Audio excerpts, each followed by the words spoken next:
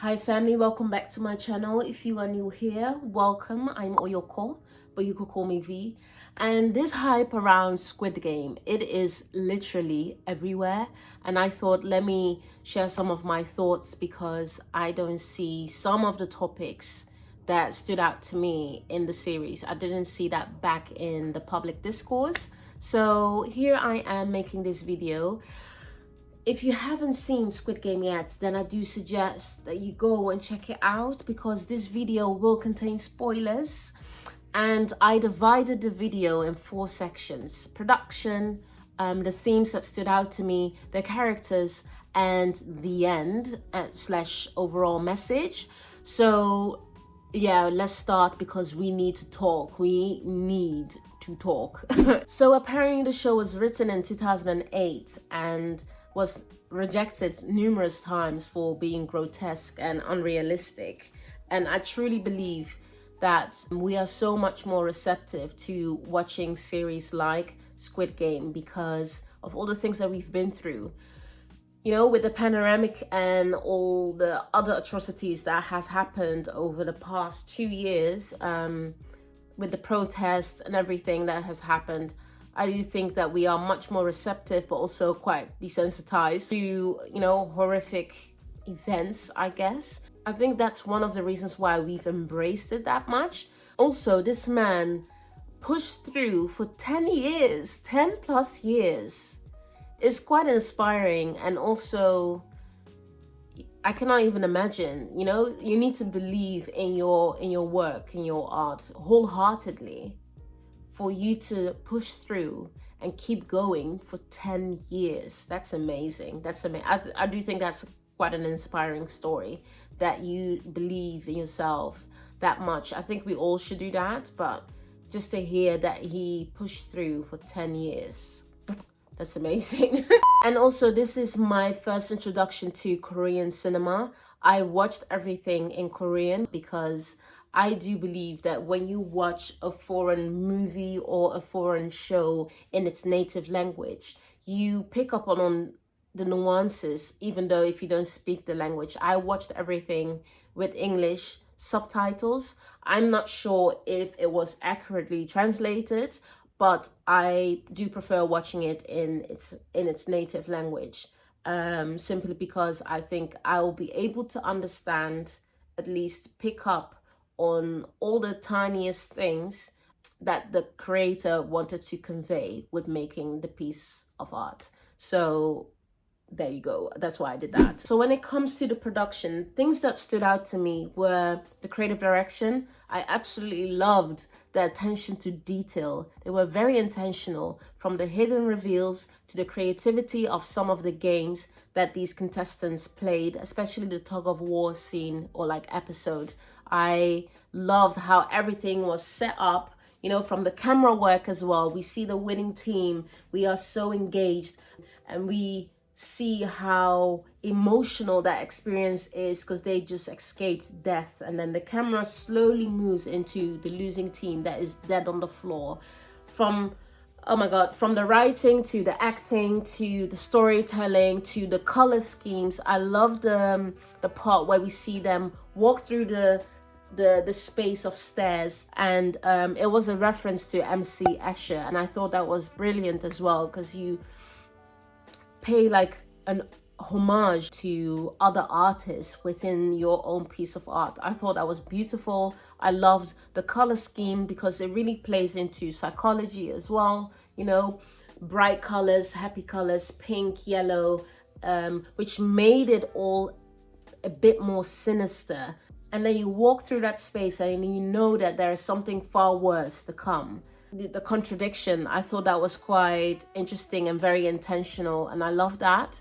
Squid Game is more psychological and sinister, and Saw is more, I mean, far more about the suffering of the characters. Whereas Squid Game is like, you lose, you die instantly. It's like your death is swiftly. With Saw, it's just like, it's such a torturous death. You're being tortured and then you die. There's lots of suffering, and I didn't see that back, which I thought was a good thing, because I don't like to see such explicit, gruesome deaths, and that was not the case with Squid Game. So I think props to that as well. Themes that stood out to me were, you know, obviously capitalism and how incredibly vile it is, how exploitative it is to amuse those in power. We see these individuals who are, you know, vulnerable, who have hit rock bottom. They don't see a way out, and this is the easiest way out. This is a way that will guarantee that they will have this money and then they can change their life around, right? Then we have the illusion of free will, where we think, or we are made to believe, that these people made a conscious decision, which they did. They made a conscious decision to participate in this survival game, knowing that they would be eliminated. But would that have happened under the right circumstances? And I think when I say under the right circumstances, if they were in a better position in life in general, financially, would they have joined this survival game where they know that when they lose, they will die? I think that circumstances force them into playing this game. We let you go back and see how miserable your lives are, where you think that there is no way out, or at least no easy way out, and we will present you the solution. You play this game, you do it on our terms, and if you die, we will kill, and if you lose, we will kill you. End of story. I think the concept of free will doesn't really exist, but in this series, I don't think there was actual free will. I think there was persuasion, there was coercion, but for them to be monitored and then re-invited was more a tactic.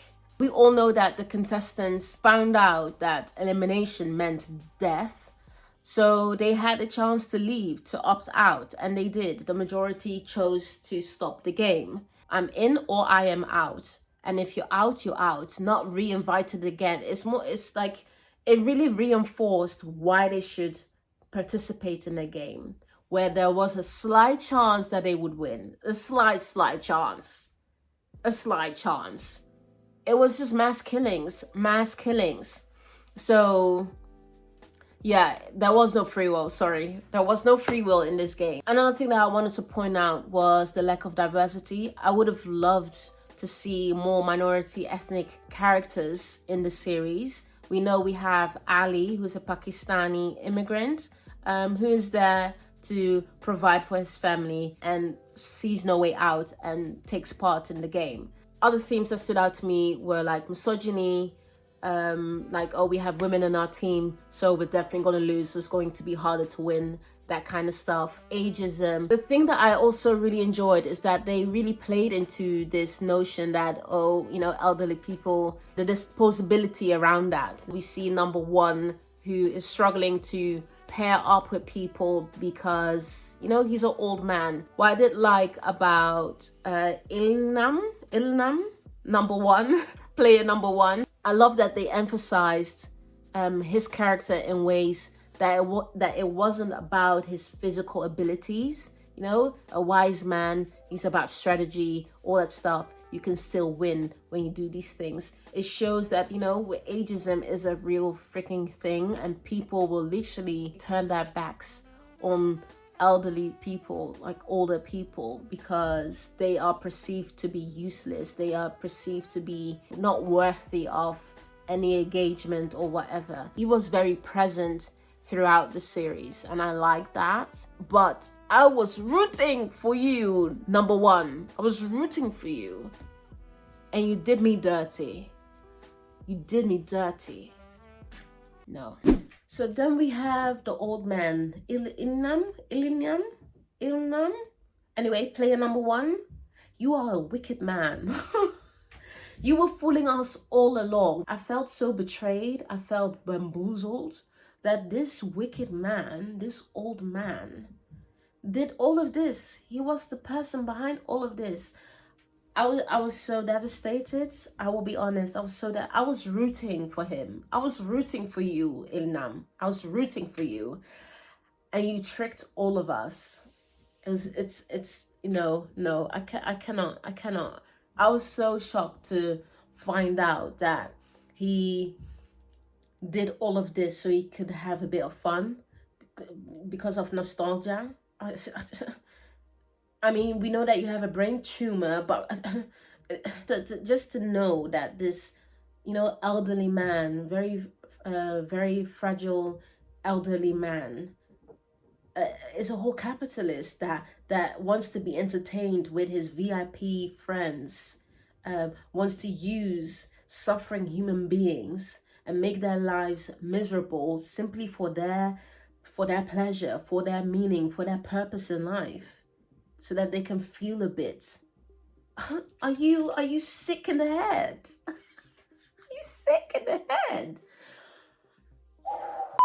You lost meaning and purpose and pleasure in life with your stupid VIP friends.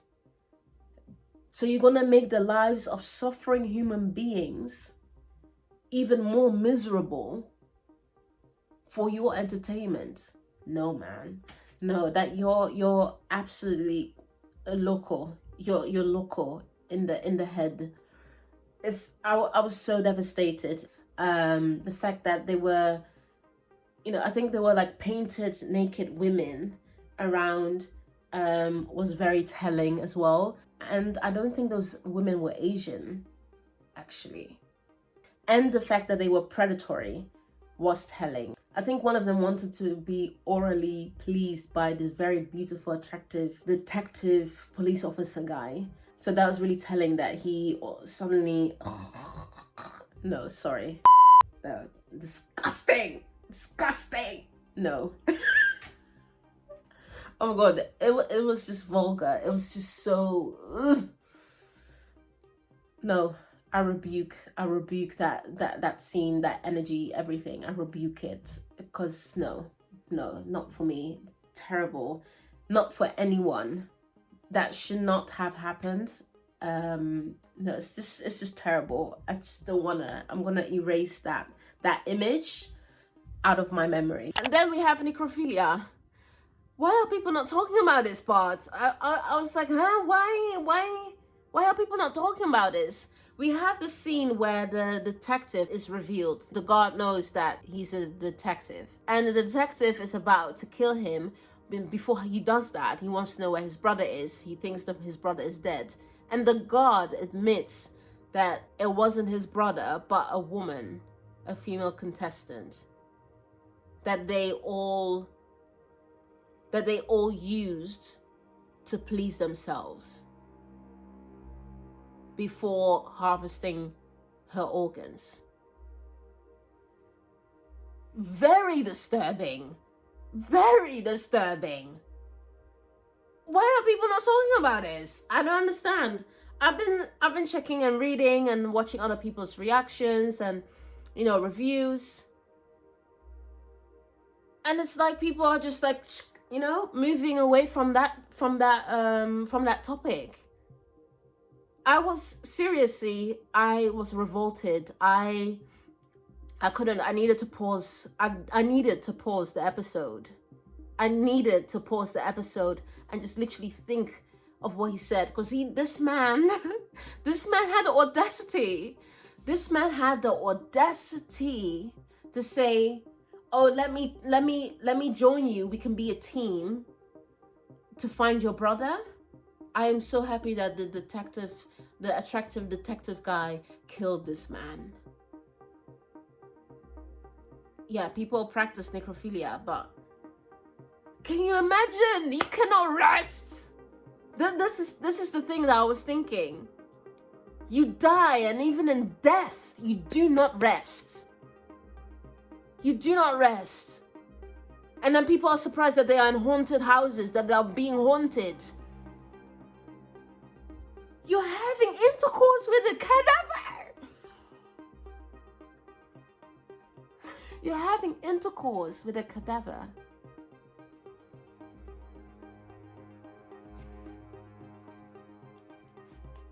I don't understand. Yeah.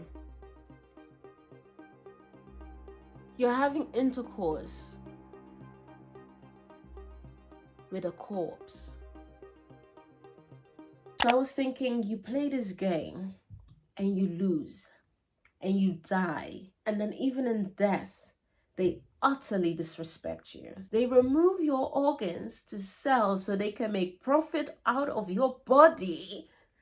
And then on top of that, they use your body to please themselves. Oh, no, no, no, no, no, no, no, no, no, no, no, no, no. I think that part was just, nah. That part, oh, that shook me to my core. No. But let's move on. I was utterly disgusted by that. I was so angry. And I think the brother, or like the guy with the doom mask, he actually said something. What did he say? He said like, oh, I don't care what you do with the bodies, whether you sell organs or not, but everything needs to be fair and equal. I'm like, how? I just don't understand your reasoning. Just incinerate the bodies. I mean, they are all villains, so I guess there is no fair game, but just like the moral compass, no, just like... And then the last thing with the VIPs, I think it was very telling for the VIPs to be all American. At least they all had American accents. And I thought that was quite telling because it's more like a reflection of what Korea has been through, as in its history, you know, dating back to Korea's war, and then the US involvement in that, and how they are still profiting, or the consequences that people in Korea are still have to deal with, based on what happened, you know, in the 1950s. I think that's another reason why Squid Game is such an interesting and beautifully executed series, because it does touch on these social, economic, and political issues that run through the series by using these different characters to use them as a symbol in a way. So with the protagonist Ji-hun, I came to love him a bit more, because at the very beginning we know that he's irresponsible, he's not stepping up as a father for his daughter, he gambles, he steals money from his mother. And then into the game, we slowly see that he is transforming. He's becoming more selfless. He's about caring for other people, making sure that it's teamwork, looking out for other people. And I thought that was really beautiful. Then we have Ali. And with Ali, I was just so upset. I was devastated. The way he died, he did not deserve that. But also, he gave me the impression that he was distracted by, you know, the people around him in a way, because he was so impressionable, so appreciative, so kind-hearted, easily he was gullible. He was easy to manipulate, and Sang-woo knew this. But my theory is, because he is a misfit among misfits, you know, he's a racialized person, we can see that he stands out for his difference. He is of darker complexion, he is Pakistani, so he has a different ethnic background. For him to be in the game and not have that force, like that winner's mentality, I was like, what are you doing, Ali? I was just sad. I was sad that he died the way he died. He just gave me the impression that he finally found a group of people that looked out for him as well, that cared for him. He never had that. We see that he had many struggles. So then he enters this game, and now suddenly he's part of a team. He is, you know, embraced. They are looking out for him. He sees them as friends. So yeah, I thought that was the thing that really distracted him, and made him an easy target. But also maybe the writing could have been better, because he was so submissive and docile, and it was just, there could have been more about his character, you know. Why did he act the way he acted, you know? Where was the fire in him for wanting to win, to make sure that he can feed his family? Where was all that energy? Where was all that power, that drive? Where was it, Ali? Where was it? Maybe Ali is an accurate representation of you know, immigrants that work in South Korea. I don't know. I was just gutted that he was a softie. You know, there's nothing wrong with being soft and kind-hearted and respectful and all that stuff. But you enter the game to survive so you can win money. And then you just get lost in being nice and wanting Sang-woo to live and making sure that you can both feed your families. One person can win. You are going to die. You are going to die. Where's this drive? Where's this energy? Jesus. I'm just upset. I'm just upset. The way he died, you know, there was not much, you know, not much anger or like emotional turmoil, like, oh. And the reason why I say he was more distracted because of, you know, the friends that he got. We see that because Sang-woo paid a bus ticket for him and he's endlessly thankful. Gi-hun gave him his bottle of milk, you know, because he couldn't drink it. He was in awe because someone showed him an act of kindness. And I was like, you're not going to make it like this, you know? You're really not going to make it like this. And he trusted the wrong person. He trusted Sang-woo, a whole fraud. We could have gotten more character development or why he acted the way he acted, you know? I don't want to say he's dumb. I think he was just naive and maybe lacked straight smarts. Yeah, that's what I'm gonna say. Then we have Sang-woo. So his character development was quite interesting because he seemed to me, you know, altruistic. He gave money to Ali, small acts of kindness, calm, collected, rational, wants to think this through, do everything strategically. And then slowly but surely, his character develops into this ruthless killer who is completely desensitized. I mean, if you are in an environment like, you know, this Squid Game and people are dying all around you, there are mass killings and stuff. I mean, yeah, you are traumatized. Also, he was suicidal. So everything is just like built up. So I understand that. But this man gave me red flag number 1 during the honeycomb episode. That episode, he could have told his team. He didn't. He didn't. And then you kill Kang Siap-bio. Oh my god, I'm so sorry. I know I forgot her number, but you kill her because you feel like, oh, otherwise Ji-hun will be distracted and then they will end the game and then no one wins money. You turned into a ruthless killer when he didn't say anything during the honeycomb game, when he manipulated Ali, when he killed the girl. I just knew, like, I'm the fool here, because we all knew as the viewers that this man was a fraud. And then how can we not expect for a fraud to not be fraudulent during the game? I'm sorry, make it make sense. Anyway, I don't like Sang-woo. I think with Sang-bio, her story was very heartfelt, and I love that the show highlighted these issues where people are having problems, you know, wanting to come to South Korea and stuff, you know, from North Korea to South Korea, and how difficult that is. Yeah, I appreciate that they incorporated that story as well, using her as the person wanting to reunite her family, bring her mom and little brother together. I also love the bonding moment that she had with Ji-Yeong, where they just, you know, had a chat before dying, basically, because they knew that death was inevitable. And yeah, it was just a really emotional episode.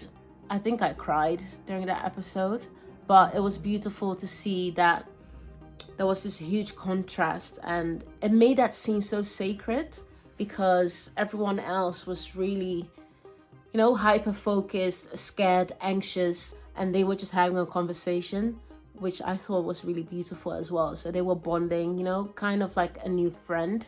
And yeah, the way that that scene ended was also really sad.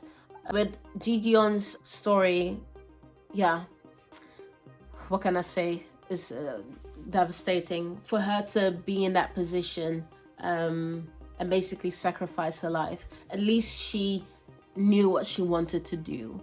With Ali, it's just like a lost puppy, and with her, it was just like, I want to have a conversation with you. I want to bond with you before I die. As for the lovers, I really thought that really lifted the series as well. Their dynamic, their relationship was very interesting. When it comes to the guy, yeah, I did not like him. He was remorseless, he was a scumbag. But as a character, I think having him in the series was great. I think that was cool, but I just didn't like him. And I thought it was really sad that he just pushed this man into his death and then turns around and say, I'm not gonna move. I'm gonna stand here and we are all going to die. I've just decided that I'm not going to move. And if no one is gonna go, then we are all going to die. What? No, she did a great job. She did an excellent job by grabbing him and falling. Oh, freaking hell. I love that scene. Oh my God, that scene was amazing. Just really quickly, with the girl, I just didn't understand why she had an obsession with this man, because you came to play a game, win the money and dip, not to find your soulmate, not to find the love of your life. So I didn't really understand what her obsession was with this guy. So it made me think, like, you know, you cannot handle rejection.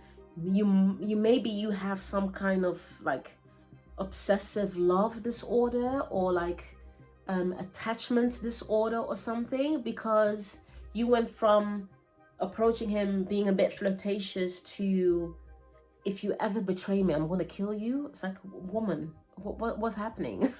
I was like, what the hell is this? But I liked her character. She was obnoxious, but she made the show as well. She was just so different and so, you know, in your face. And I really liked that about her character. So yeah, but still, it was a bit strange. But I loved the entire scene. Dragged them into death as well. So that was amazing. She did that. She was an entire boss. She said that she was going to kill him, and she did. She finessed it. So I love that. I love that for her. I love that for her.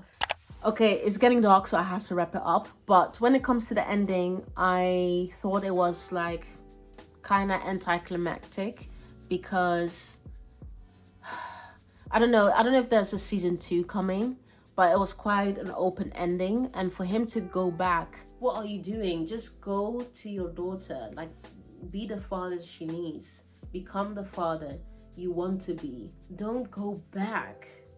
I don't see this ending well for him. I don't think it will end well if he goes back, or he becomes the very thing he doesn't want to be, or he ends up dying or something. I don't know, but I don't see this ending well for him. But I understand the frustration, and I understand that he feels powerless. I completely get it, that he wants to stop this nonsense. It really shows that the scene that we saw at the beginning, where he was gambling and with the horses and everything, betting on horses, that's basically what they were doing. They were betting on people, and they were exploiting people. The game was really a way for the elite, for the 1% to say, this is our way of giving you a way out. You know, we are doing you a favor, and if you win, then, you know, perfect, you become one of us, and if not, you die. And that's a shame, but we're not going to pity you. No, we're not going to feel sorry for you.